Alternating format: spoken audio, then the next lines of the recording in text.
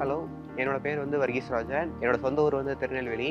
இங்க கரெக்ட்டா சென்னை மணிவாக்கத்துல நாங்க வந்து தங்கிட்டு இருக்கோம். நான் வந்து காலேஜ் வந்து BSc electronics and communication science group எடுத்து படிச்சேன். படிக்கிறதுக்கு முன்னாடி வந்து எங்க சீனியர்ஸ் கிட்டலாம் வந்து இந்த குரூப்ப பத்தி எப்படி இருக்கும் அப்படின்னு நாங்க கேட்கும்போது, நல்ல கோர்ஸ் தான், நல்ல பிளேஸ்மெண்ட் கிடைக்கும். ஆனா இன்டர்ன்ஷிப்லாம் நீ தனியா வெளில போய் பண்ணணும். அத பண்ணா தான் உனக்கு வந்து இந்த கோர்ஸ் பண்ணதுக்கு ஒரு நல்ல பிளேஸ்மெண்ட்ல உனக்கு கிடைக்கும்.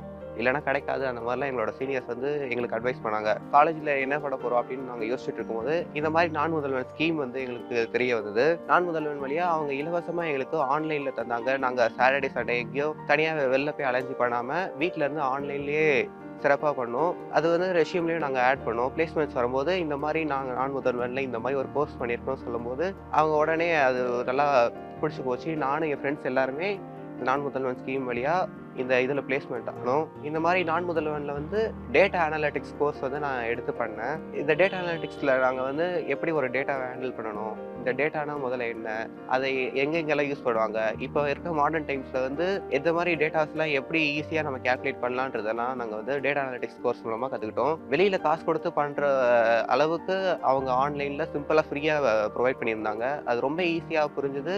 சர்டிஃபிகேஷன் டெஸ்ட் எல்லாமே வச்சு எங்களுக்கு சர்டிஃபிகேஷனும் ப்ரொவைட் பண்ணாங்க. அவங்க இன்டர்ன்ஷிப்பும் ப்ரொவைட் பண்ணாங்க. ஸ்மார்ட் இன்டர்ன், ஸ்மார்ட் பிரிட்ஜ் வழியா. அதுவும் எங்களுக்கு வந்து ரொம்ப யூஸ்ஃபுல்லாக இருந்தது. இந்த மாதிரி நான் முதல்வன் ஸ்கீம் கொண்டு வந்த முதலமைச்சருக்கு நன்றி.